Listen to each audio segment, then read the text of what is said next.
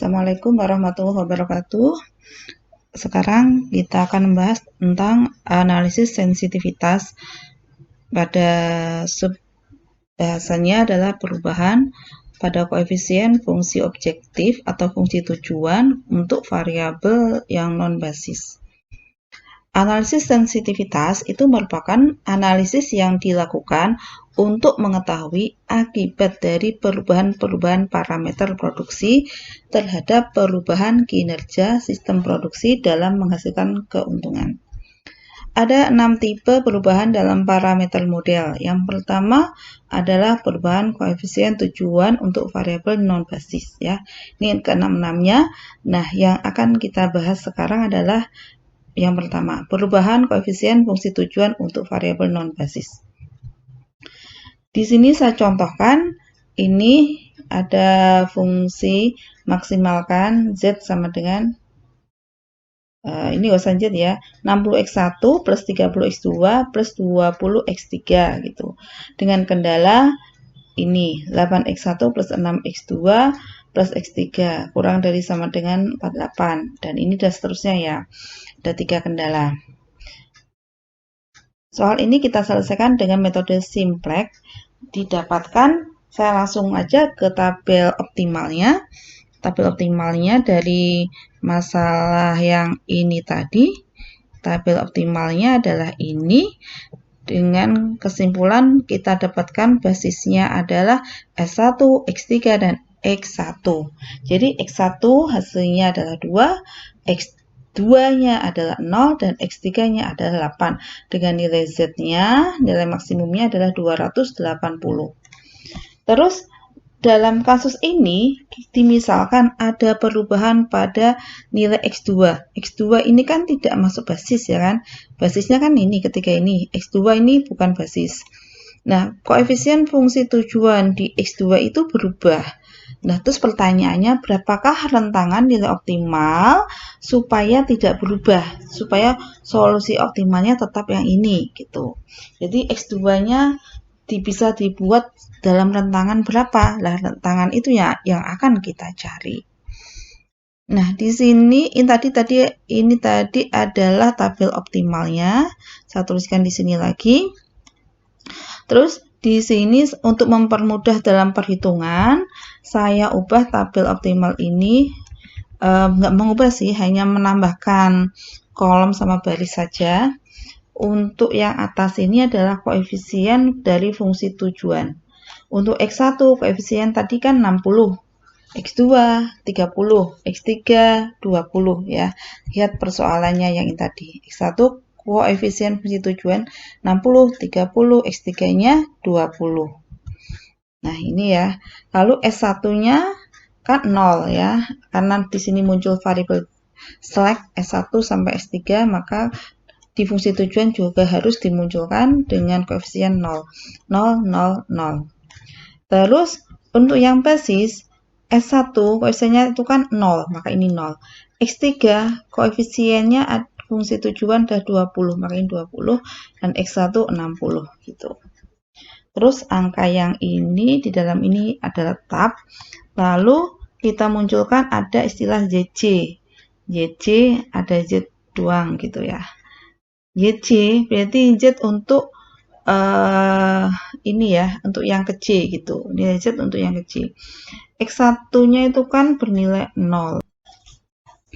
Nah, sekarang kita hitung ZC-nya. ZC ya. Berarti ini kan ZC. Kita isi ZC di sini. Kita cari Z1. Berarti untuk kolom X1. Yaitu C kalikan di sini. 0 dikali 0, 0 ditambah 20 kali 0, 0 tambah 60 kali 1 ya. Jadinya ZC-nya adalah 60, Z1, Z untuk X1. Terus yang sini ZC-nya bernilai ini 0 min 40, 60 kali 5 per 4 adalah 75, 75 dikurangi ini 40, jadi 35 gitu. Yang ini juga berarti ini nilainya 20 Z untuk Z untuk X3, Z3-nya. Ini Z untuk S1-nya adalah 0. Yang ini 10, ini 10. Setelah Z-nya kita cari, maka ini kolom Z yang kemarin kita ngerjainnya itu kan langsung Z-nya menggunakan operasi baris. Nah, sebenarnya Z itu merupakan sama aja JC min CC. Jadi JC kita kurangi CC. Berarti ini JC-nya kan 60, CC-nya kan 60, berarti 60 kurangi 60 itu 0. JC-nya 35, CC-nya adalah Z2-nya adalah 35 dan C2-nya adalah 30, maka 35 dikurangi 30 yaitu 5. Ini 20 kurang 20 0 ya. 10 kurang 0 10. Nah, ini JC min CC atau Z ya, sama aja nilainya sini yang kemarin. Nah, setelah kita ubah dalam bentuk kayak gini, di persoalan itu tadi kan adalah bagaimana jika nilai X2 pada fungsi tujuan itu berubah. Nah, berubahnya kita misalkan alfa. Jadi, C2 kita misalkan alfa. C2 adalah koefisien dari X2 pada fungsi tujuan.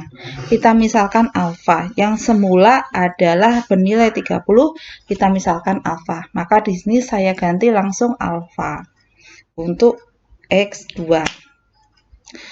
Maka setelah ini kita cari lagi JC min CC ya, sama JC. Ini alfa berarti 0 kali min 2 adalah 0, 20 kali min 2 adalah min 40, dan 60 kali 5/4 adalah 75, sehingga 75 kurangi 40 adalah 35. Sehingga JC min CC bernilai 35 dikurangi alfa. Nah, ini JC min CC-nya bernilai 35 min alfa. Selainnya kan sama dengan yang ini ya, karena yang berubah hanya di sini saja, di C2. C2-nya semula 30 menjadi alfa. Maka yang diperhatikan ini. Kalau gitu, supaya ini maksimal, tetap optimal ya, agar ini tetap optimal, karena ini persoalan maksimum, maka JC min CC atau Z-nya ini, barisan Z kan harus positif atau 0 ya, harus positif atau 0, nggak boleh negatif. Sehingga kita simpulkan 35 min alfa ini harus bernilai lebih dari sama dengan 0 supaya dia optimal. Ingat, ini kasus maksimum.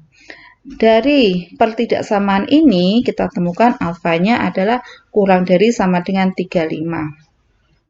Jadi dapat disimpulkan bahwa jika alfanya itu atau C2-nya atau koefisien dari X2 di fungsi tujuan itu bernilai 32, maka rentangan supaya dia tetap optimal, perubahannya itu alfanya itu harus di bawah 35, maksimal 35 lah gitu. Terus kalau misalnya kita hitung coba, kalau tadi kan alfanya kita buat 32, maka kalau kita substitusikan ke sini, 35 dikurangi 32 adalah 3. Berarti ini kan bernilai 3. Kan dia kalau gitu sudah tetap optimal kan? Jadi solusinya tidak berubah. Itu Z-nya tetap 280 dengan variabel basisnya, variabel keputusannya, X1-nya adalah 2, X2-nya adalah 0, dan X3-nya adalah 8. Itu solusinya. Kalau alfanya kita bikin 2, atau C2-nya kita bikin 32, gitu maksudnya. Alfanya sama dengan 32, atau C2-nya sama dengan 32. Begitu. Jadi solusinya tetap optimal. Tidak ada perubahan. Meskipun koefisien dari C2 adalah 32, bukan 30 lagi. Terus, ini tadi kesimpulannya ya. Kita lanjutkan. Nah, ini kita cek dengan menggunakan Lingo. Ini adalah bentuk sintaknya, Lingo. Yang tadi C2 kita ganti 32. Lah ini hasil solvernya, hasil run-nya. objective value-nya 280 dengan X1-nya 2, X2-nya 0, dan X3-nya 8. Sama dengan yang tadi kan, yang di siniin tadi. Oke, gitu. Terus, tadi kan alfanya kita bikin 32. Kalau rentangannya tadi kan tetap optimal kalau alfanya kurang dari atau sama dengan 35. Nah, sekarang kalau dinaikkan di atas 35, berarti logikanya kan pasti ada terjadi perubahan solusi optimal kan? Karena batasannya tadi kan 35, lah ini 37. Logikanya harusnya terjadi perubahan. Nah, kita cek. Jika X2 dibikin 37, bagaimana solusi terbarunya gitu.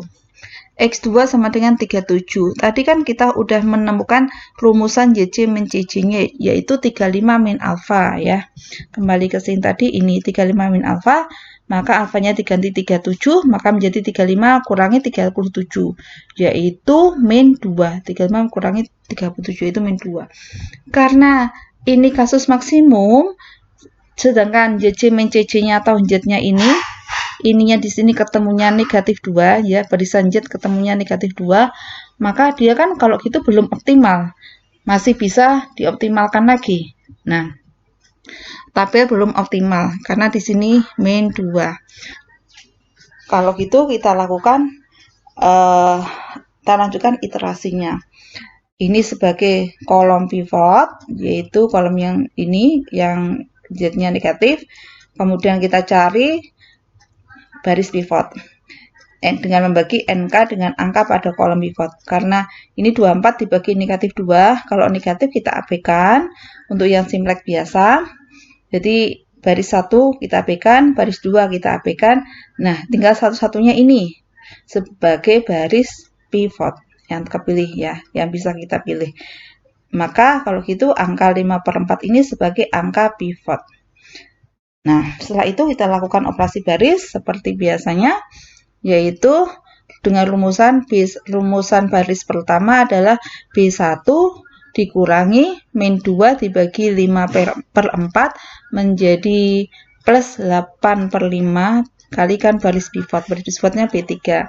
Untuk baris kedua, rumusnya adalah baris kedua yang lama dikurangi dengan min 2 dibagi 5/4. Dikurangi min 2 per 5/4 kan jadi plus ya, plus 8/5 kali barisan pivot. Barisan pivot adalah baris 3 dan seterusnya. Ini rumusnya juga gitu. Nah, setelah itu dilakukan operasi baris dengan rumusan ini, maka didapatkanlah tabel ini. Dari tabel ini kita lihat NK-nya sudah positif semua dan barisan Z sudah nggak ada yang negatif. Kalau gitu solusinya sudah optimal. Dengan variabel keputusannya adalah X1-nya 0 ya. Oh ya, tadi ini belum saya terangin, X2-nya masuk menjadi basis menggantikan X1. Ya, maka di sini berganti dengan X2. Maka X1-nya nggak jadi basis lagi. Berarti X1-nya 0.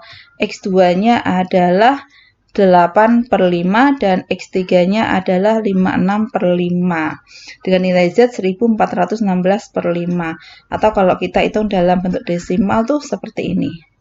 Nah, kita cek hasil kita ini dengan kita bandingkan dengan menggunakan software. Sudah benarkah pekerjaan kita gitu.